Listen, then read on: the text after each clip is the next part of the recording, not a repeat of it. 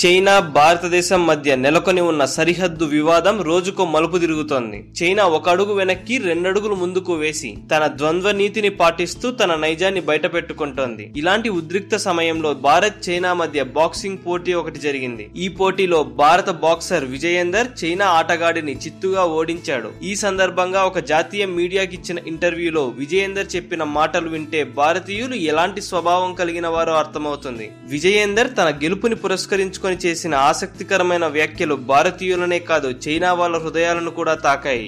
డోక్లాం సరిహద్దు వివాదం నేపథ్యంలో భారత్ చైనా మధ్య ఉద్రిక్త పరిస్థితి నెలకొని ఉంది. ఆ ప్రాంత సమస్యను సామరస్యపూర్వకంగా పరిష్కరించుకొని రెండు దేశాల మధ్య స్నేహం విరజిల్లాలని ఆశిస్తున్నా. యుద్ధం వద్దు, ప్రశాంత వాతావరణం నెలకొనాలని ప్రార్థిస్తున్నా. ఇందుకోసం నేను గెలిచిన టైటిల్ ను వెనక్కి ఇచ్చేందుకు కూడా సిద్ధంగా ఉన్నా. నాకు ఈ టైటిల్ వద్దు, రెండు దేశాల మధ్య నెలకొని ఉన్న ఈ ఉద్రిక్త పరిస్థితులు వద్దు, గొడవలు అసలే వద్దు. నేను మాట్లాడిన ఈ మాటలు అక్కడి ప్రజలకు, మీడియాకు, అధికారులకు, ప్రభుత్వాలకు చేరుతాయని ఆశిస్తున్నా అని వ్యాఖ్యానించాడు. విజయేందర్ చేసిన ఈ వ్యాఖ్యలను విని చాలా మంది భారతీయులు అతనిని అభినందిస్తున్నారు. భారతీయులు ఎప్పుడూ ఎప్పటికీ శాంతి కాముకులు. మనం ఏ దేశానికి చెడు చెయ్యం, చెడుగా మాట్లాడం. ఏ దేశంపైకి మనకు మనముగా దండెత్తం. మనపై ఎవరైనా దండెత్తడానికి ప్రయత్నిస్తే మాత్రం వాళ్ళను వదిలిపెట్టం.